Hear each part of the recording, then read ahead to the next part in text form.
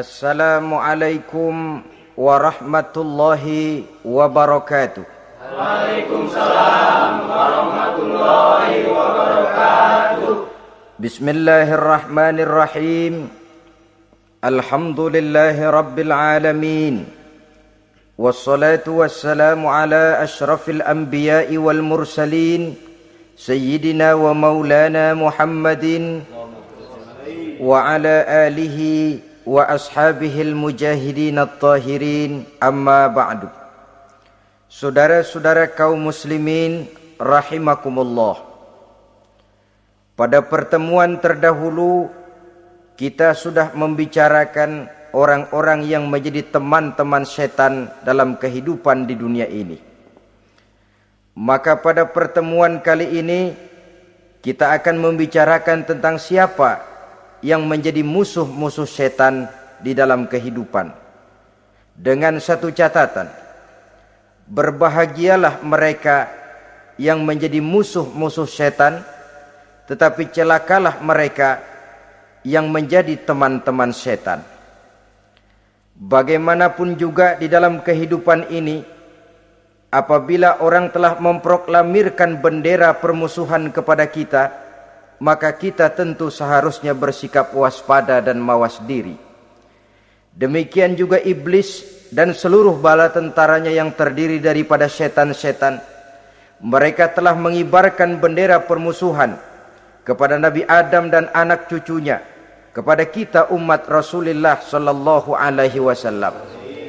Akan sengsara dan celaka jika kepada iblis dan setan yang telah nyata-nyata mengibarkan bendera permusuhan itu kita mengadakan toleransi, mengadakan kerjasama, dan menjadi budak yang memperturutkan kemauan daripada iblis dan setan. Siapa yang menjadi musuh-musuh setan dalam kehidupan ini? Inilah pertanyaan berikutnya yang diajukan oleh baginda Rasul kepada iblis. Hai iblis, kalau teman-temanmu adalah seperti yang telah engkau jelaskan tadi, sekarang cobalah beritahu saya, siapa di antara umatku yang menjadi musuhmu dalam kehidupan ini? Atas pertanyaan ini iblis laknatullah menjawab, ya Rasul, musuh-musuhku di antara umatmu, pertama anta ya Muhammad. Musuhku yang pertama adalah engkau, wahai Muhammad. Kenapa iblis mencatat Nabi Muhammad sebagai tokoh nomor satu dalam deretan musuh-musuhnya? Mudah difahami. Pertama, keberadaan Rasul merupakan rahmah lil alamin, rahmah bagi lingkungan. Yang kedua, beliau berfungsi menyelamatkan manusia dari tempat yang gelap gulita, dari tempat kesesatan menuju tempat yang terang benderang, penuh berisi petunjuk dan hidayah dari Allah Subhanahu wa taala. Maka menurut iblis, inilah manusia perintang pertama atas segala daya dan usahanya menggelincirkan manusia ke jalan yang dimurkai oleh Allah Subhanahu wa taala. Kalau kita baca sejarah, risalah yang dibawa oleh Nabi Muhammad ini memang merupakan risalah yang membawa rahmah bagi alam sekitarnya. Ada sedikit perbedaan dengan risalah-risalah sebelum beliau. Sepertinya risalah yang dibawa oleh para rasul terdahulu itu mempunyai efek yang langsung pada kehidupan di dunia ini. Nabi Nuh misalnya menyampaikan agama. Hai umatku, ini agama. Umat menentang, turun banjir yang menenggelamkan orang-orang kafir. Azab diturunkan pada waktu itu juga, pada saat nabinya masih hidup.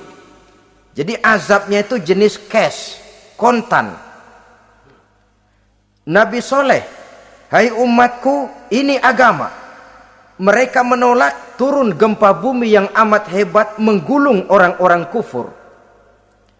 Nabi Musa, hai umatku, ini agama.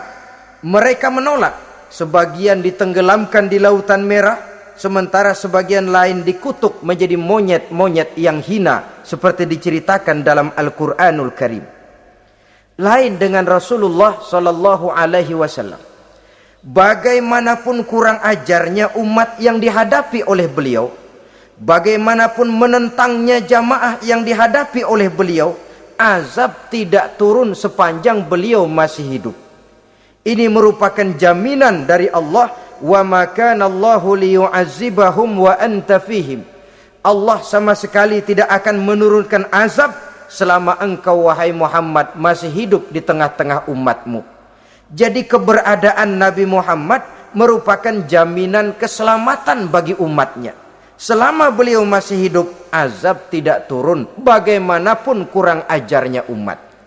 Di sini sedikit bedanya dengan nabi-nabi terdahulu. Juga perbedaan dalam pola dakwah. Nabi Nuh ketika dakwahnya ditolak oleh umat, keluar doanya meminta umatnya ditenggelamkan. Tetapi Nabi kita ketika dilontari batu oleh umat, malah beliau mendoakan umatnya agar memperoleh hidayah. Oleh sikap yang semacam ini, wajar lalu iblis menganggap Nabi Muhammad sebagai musuh ranking pertama. Yang kedua, siapa musuhmu di antara umatku? Yang kedua kata iblis, musuhku Muhammad imamun adil. Pemimpin yang adil. Itu yang akan menjadi musuhku di dunia ini. Putus asa iblis menghadapi pemimpin yang adil. Tipu dayanya tidak terkena. Segala tingkah polanya tidak diperturutkan. Imam yang adil, pemimpin yang adil merupakan musuh daripada iblis laknatullah alaih. Apa sebabnya? Karena pemimpin yang adil mempunyai dampak dalam kehidupan di dunia ini. Melindungi orang banyak, menenteramkan orang banyak. Makin aman, tentram, tenang situasi dan kondisi, makin mudah orang melaksanakan ibadah. Makin tekun orang melaksanakan ibadah, makin dekat dia dengan Allah. Makin dekat manusia dengan Allah, makin jauh dia dari iblis. Sebab dua hal ini selalu kontradiktif. Jika kita jauh dari Allah, tentu dekat dengan iblis. Jika kita jauh dari iblis, harus dekat tentu dengan Allah. Dan begitu selanjutnya. Dalam kaitannya dengan kehidupan kita sekarang, saudara-saudara, disinilah perlunya mempersiapkan manusia. Membangun manusia itu jauh lebih sulit daripada membangun jembatan. Membangun manusia itu lebih sulit daripada membangun gedung-gedung bertingkat. Termasuk membangun dan mempersiapkan calon-calon pemimpin yang adil di masa yang akan datang. Membangun jembatan penting. Tapi lebih penting daripada membangun jembatan adalah membangun manusia yang bikin jembatan. Sebab kalau manusia yang bikin jembatan tidak dibangun lebih dahulu, saya khawatir jembatannya nanti habis dimakan oleh yang bangun jembatan. Mengaspal jalan raya penting. Lebih penting dari mengaspal jalan raya, membangun manusia yang mengaspal jalan itu. Sebab kalau manusia yang mengaspal jalan bermental rusak dan bejat, saya khawatir jalan belum selesai, aspalnya habis dimakan oleh yang ngaspal. Inilah pentingnya membangun manusia pembangunan. Semua tugas-tugas besar, semua pekerjaan-pekerjaan yang baik harus berangkat dari niat yang baik, berangkat dari hati yang bersih. Siapapun adanya kita, apapun profesi kita. Yang jadi kiai, marilah berangkat dari niat yang bersih. Yang jadi mubalik, marilah berangkat dari niat yang bersih. Niatnya itu mau menghidupkan Islam atau mau cari hidup jual Islam. Kalau mau menghidupkan Islam, mari sama-sama kita berjuang. Tapi kalau mau cari hidup untuk dengan menjual Islam, minggir saja daripada nanti bikin malu. Yang mengurus masjid, mari berangkat dari niat yang bersih. ngurus masjid itu niatnya mau menghidupkan masjid atau mau cari hidup di dalam masjid. Kalau mau menghidupkan masjid, mari. Tapi kalau mau mencari hidup di dalam masjid, tolong minggir saja daripada nanti bikin aib. Yang jadi orang alim, mari berangkat dari niat yang bersih. Jangan memperjualbelikan fatwa, yang halal dikatakan haram, yang haram jadi samar-samar, nanti membingungkan umat. Berangkat dari niat yang bersih, membangun manusia, pembangunan. Ini barangkali istilah yang lebih kena. Saudara-saudara kaum muslimin rahimakumullah. Setiap kita pada hakikatnya punya bakat. Secara fitrah yang kita bawa, bakat apapun kita ini punya. Saudara punya bakat jadi pemimpin, saudara pun punya bakat jadi pengkhianat. Saudara punya bakat jadi orang soleh, saudara juga punya bakat jadi orang salah. Saudara punya bakat jadi orang besar, saudara pun punya bakat jadi orang hina. Seluruh bakat ada di dalam diri kita. Tinggal nanti pertumbuhannya mana yang lebih subur. Saudara punya sifat berani, saudara pun punya sifat takut. Seberani-beraninya orang mesti ada sifat takutnya. Nanti mana yang tumbuh lebih subur? Kalau takutnya tumbuh lebih subur, dia akan jadi orang penakut. Kalau beraninya yang tumbuh lebih subur, dipupuk oleh lingkungan, pendidikan dan sebagainya, dia akan tumbuh jadi orang pemberani. Oleh karena itu, agama merupakan lingkungan yang subur untuk menumbuhkan benih-benih yang baik yang kita bawa bersamaan dengan lahirnya kita ke alam dunia ini.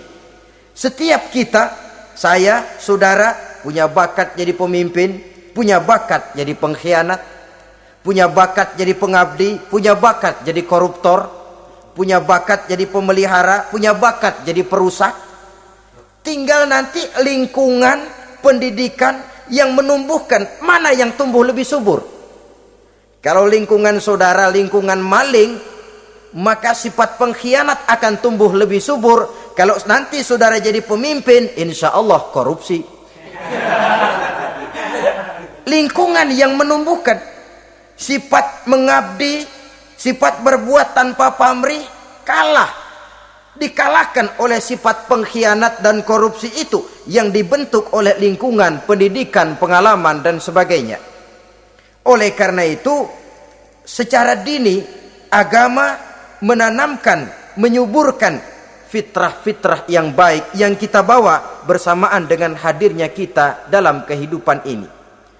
Sebab itu seorang penyair bernama Syauqi mengatakan dalam sebaik syairnya, waladatka ummuka ya ibna adam bakian wan nasu haulaka yadhakuna surura.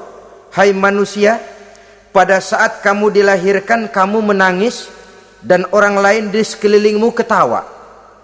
Kakek senyum dapat cucu baru, paman gembira dapat keponakan baru, sementara kita yang lahir menangis.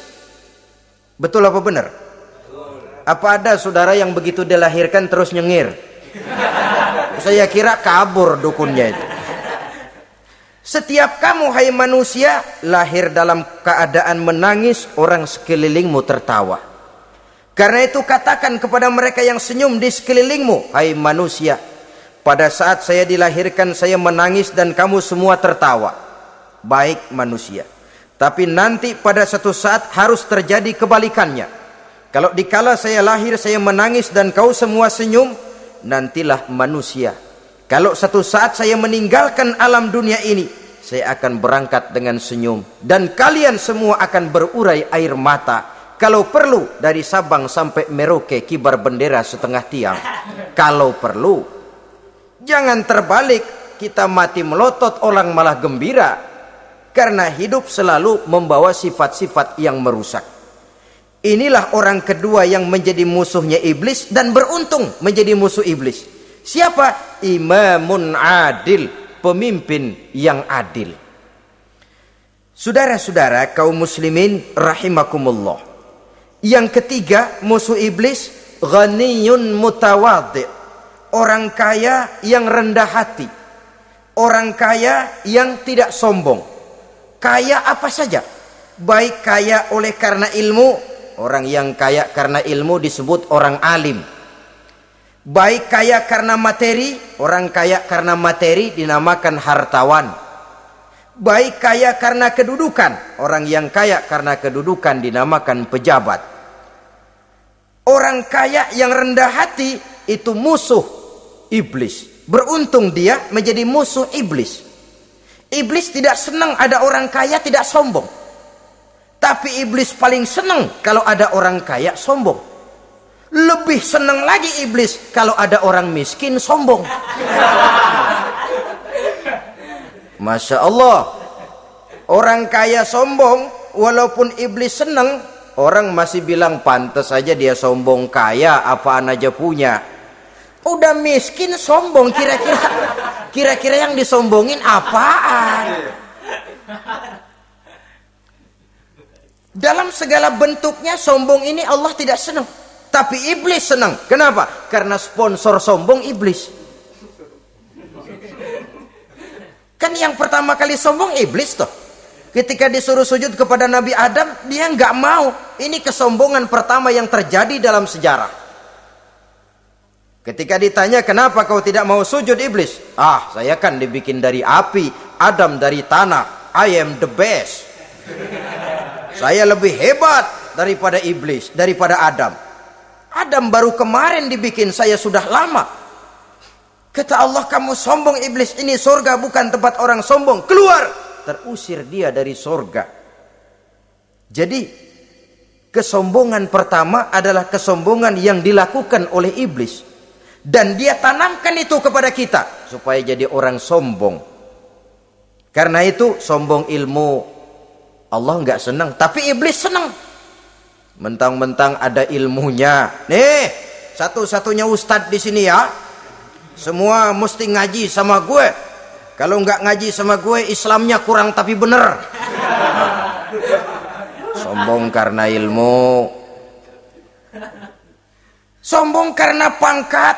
Mentang-mentang pakai bintang di pundak, jalan pundak duluan.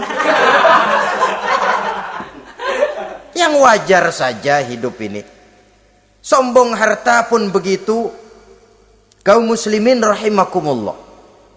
Orang kaya yang rendah hati dimusuhi oleh iblis, tapi dicintai Allah, dicintai Rasul, dicintai malaikat. Caranya bagaimana? Kembali kepada satu kesadaran bahwa pada saat terlahir ke alam dunia ini tidak ada yang pernah kita bawa. Kalau sekarang kita punya rumah, punya kebun, punya kendaraan, punya pabrik, punya segala macam benda, apa itu? Titipan. Pada suatu saat akan diambil kembali oleh yang menitipnya. Kalau titipan itu pandai kita jaga, pandai kita syukuri, titipan akan makin banyak. Sama juga kita dalam kehidupan. Kalau orang bisa kita percaya, saya mau pergi ke luar negeri, rumah saya titip kepada tetangga. Saya pulang dari luar negeri, isi rumah tetap tidak berkurang, malah dibersihi, malah disapu, dihilangkan kotorannya. Tentu bukan main syukur saya, girang saya. Akan bertambah kepercayaan saya untuk menitipkan apa saja. Ini makna la in syakartum la azidannakum wa la in kafartum inna azabi lasyadid. Kalau kamu pandai bersyukur, aku tambah nikmat. Tapi kalau kamu ingkar, azabku teramat pedih. Artinya apa? Nikmat bisa berubah menjadi azab kalau kita tidak pandai mensyukurinya. Ma'asyiral muslimin rahimakumullah. Orang yang kaya ilmu lalu rendah hati, tidak selalu ingin menonjolkan diri. Ini kadang-kadang yang tanggung ini yang bikin berabe. Alim bener enggak, geblek bener juga enggak. Yang sedikit-sedikit mau nonjolin diri. Kalau enggak jadi imam enggak mau ke masjid, enggak jadi imam enggak mau ke musola. Pokoknya kalau enggak jadi imam marahan sama musola. Macam mana? Saudara-saudara kaum muslimin, rendah hati. Tidak selalu ingin menonjolkan, sebab orang yang selalu ingin menonjolkan dirinya biasanya orang yang kekurangan kepercayaan kepada kemampuan dirinya sendiri. Dia selalu ingin dinomorsatukan. Dia selalu ingin ditempatkan pada ranking teratas. Dia tidak percaya diri. Orang yang percaya diri dapat bersikap wajar dalam kehidupan. Begitu juga kaya karena harta, dengan menyadari bahwa harta bagaimanapun banyaknya titipan dari Allah. Pada suatu saat akan kembali. Dia harus dimanfaatkan sesuai dengan kehendak yang menitipnya. Begitu juga kaya oleh karena pangkat, kedudukan dan jabatan. Pada suatu saat jabatan itu akan hilang dari diri kita. Karenanya sering saya jelaskan bahwa pangkat di dunia ini yang paling tinggi pensiun. Titel yang paling akhir almarhum. Saudara setuju atau tidak, titel itu akan saudara dapat. Bagaimanapun kita cinta kepada pangkat, kedudukan, entah pada akhirnya suatu saat akan sampai kepada posisi yang namanya pensiun. Kalau sadarlah kita kepada pemikiran ke arah sana, maka untuk mencapai kekayaan, baik kekayaan harta, kekayaan kedudukan, tidak lalu menghalalkan segala cara untuk mencapai tujuan, tapi dibatasi oleh norma dan kaedah yang harus dia taati, baik kaedah agama maupun kaedah bernegara. Inilah orang ketiga yang menjadi musuhnya iblis, orang kaya yang rendah hati, orang kaya yang tidak sombong. Yang keempat, saudara-saudara, tajirun shadiq, pedagang, pengusaha yang jujur. Iblis gedek betul, benci bukan main sama pengusaha, sama pedagang yang jujur, yang tidak ngurangi timbangan, tidak nipu pembeli, tidak barang yang jelek dibilang bagus, atau yang bagus di atas, yang jelek di bawah, atau dicampur yang baik dengan yang jelek supaya kelihatan semuanya jadi baik. Semua orang ingin untung, tidak ada kecuali siapapun orangnya, dan itu wajar. Setiap manusia ingin mendapat keuntungan, kalau perlu dengan modal minimal mencapai keuntungan maksimal, seperti yang diajarkan oleh teori ekonomi. Itu kan yang namanya produktif kan. Satu usaha dinamakan produktif, bagaimana kita mengeluarkan modal minimal bisa mencapai keuntungan maksimal. Silakan. Bahwa manusia ingin untung itu insting, naluri, fitrah. Tidak ada orang yang mau rugi. Tapi cara mencapai keuntungan itu yang membedakan antara seorang muslim dengan yang bukan muslim. Sudah pernah saya sampaikan, apabila kaum pengusaha, para pedagang sudah dijangkiti penyakit yang tidak jujur, yang akan timbul adalah kekacauan ekonomi. Kekacauan ekonomi bisa menimbulkan revolusi sosial, dan revolusi sosial merupakan kiamat satu generasi. Semua kericuhan hampir bermuara dari perut, dan itu ekonomi. Orang nodong perut, orang korupsi perut. Ya walaupun korupsi kalau sudah kelas kakap tidak lagi sekedar urusan perut. Ya perut apa yang diurusin kalau korupsinya miliaran itu? Perut jin barangkali. Saudara-saudara kaum muslimin rahimakumullah. Oleh karena itu, pedagang yang jujur, pengusaha yang jujur, ini merupakan musuh iblis. Iblis tidak senang kalau ada pengusaha yang jujur. Iblis tidak senang kalau ada pedagang yang jujur. Tapi iblis akan tepuk tangan kalau pedagang sudah selingkuh, kalau pengusaha sudah nipu. Ada orang bilang, sekarang mah kalau jujur-jujur bener nggak makan apa-apa dong kita. Sebab katanya jangan lagi nyari yang halal, sekarang ini yang haram aja seret. Rupanya sering masang undian nggak pernah kena. Lalu bilang jangan yang halal, yang haram aja nggak kena-kena katanya. Sebenarnya bukan itu masalahnya, saudara-saudara. Bukan itu masalahnya. Masalahnya ialah bahwa kejujuran membawa keberkahan. Ini kalau kita berpikir dengan kacamata agama. Keberkahan merupakan sumber ketenangan. Dan ketenangan ini tidak bisa dibeli dengan materi yang bagaimanapun banyaknya. Walaupun kita punya percetakan duit, ketenangan itu nggak bisa dibeli. Jangankan cuma punya duit banyak, percetakan duit saudara punya, mau membeli ketenangan yang berasal dari keberkahan, sulit. Jadi kejujuran membawa keberkahan, keberkahan membawa ketenangan.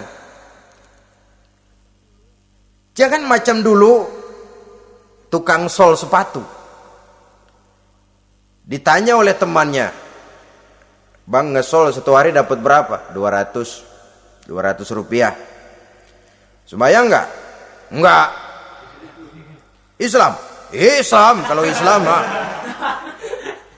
Kata temannya, "Sembayang dah, kali aja besok dapat rezeki lebih banyak." Yang benar, iya. Sebab kalau orang sholat itu Allah dekat, nanti rezekinya ditambah. Beneran? Bener. Subuh sembayang dia. Habis sembayang sarapan, berangkat ke tempat dia ngesol, mangkal. Dari pagi sampai jam 11 belum ada juga yang ngesol. Mulai bimbang hatinya. Katanya kalau sembayang rezeki tambah. Tadi sembayang subuh sampai gini hari belum ada yang ngesol. Cobaan kali, sabar. Datang sholat zohor. Habis zohor nunggu lagi, belum juga ada yang datang ngesol. Udah mau pulang hampir maghrib, baru datang satu orang, dandanin sendal jepit putus.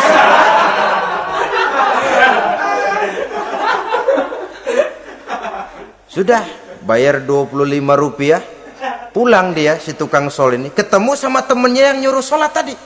Ditanya, "Bagaimana penghasilan ini hari?" Apa dijawab? "Gua kapok deh sembahyang."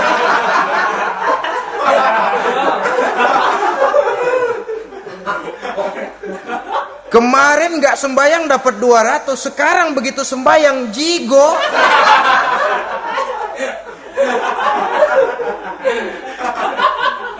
Dia tidak sadar bahwa dengan dari kacamata agama, 25 rupiah yang membawa berkah jauh lebih baik ketimbang 200 uang panas. Dari kacamata agama, 25 rupiah yang membawa berkah lebih baik daripada 200 rupiah tapi panas. Sebab panas menjauhkan kita dari ketenangan. Itulah sebabnya maka pedagang yang jujur, pengusaha yang jujur menjadi musuh setan dan beruntung. Sekarang jadi pengusaha jujur-jujur nggak dapat proyek, Pak.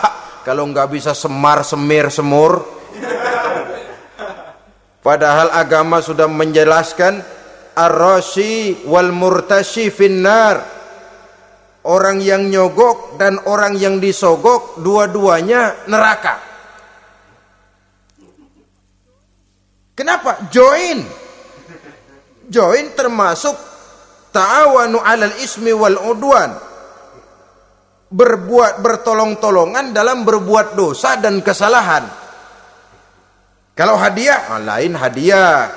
Kalau sedekah, lain sedekah. Tapi yang namanya semir, suap, ar-rashi wal murtashi finnar. Saudara-saudara kaum muslimin rahimakumullah. Jadi pedagang yang jujur, pengusaha yang jujur merupakan salah satu roda perekonomian. Kegoncangan ekonomi akan menimbulkan dampak sosial yang sangat luas dan kompleks. Yang pada giliran puncaknya, dampak paling negatifnya, dia sanggup menggerakkan terjadinya revolusi sosial. Bukankah sebagian besar gerak hidup manusia dimotivasi oleh keinginan untuk mempertahankan kelangsungan hidup? Dan kelangsungan hidup artinya mulut. Mulut itu artinya perut, dan itu artinya makan. Setelah itu mungkin baru pangan, baru sandang, baru dia berpikir pakaian dan sebagainya. Jadi karena dia merupakan penggerak roda ekonomi, pedagang yang jujur, pengusaha yang jujur mutlak diperlukan dalam kehidupan ini. Sebab sekali lagi, kejujuran akan membawa keberkahan, keberkahan memberikan ketenangan dalam kehidupan. Oleh karenanya kita umat Islam, biarin duit kita banyak, asal berkah. Itu tentu idealnya. Ketimbang dikit tidak berkah, lebih baik ia banyak, ia berkah. Dan keberkahan itu datang lewat kejujuran. Kejujuran ini sudah dicontohkan oleh Rasul pada saat beliau berniaga ke negeri Syam. Dikala berumur 9 tahun, bahkan dikala berumur 25 tahun, seketika membawa dagangan Sayyidatuna Khadijah yang kelak jadi istri beliau.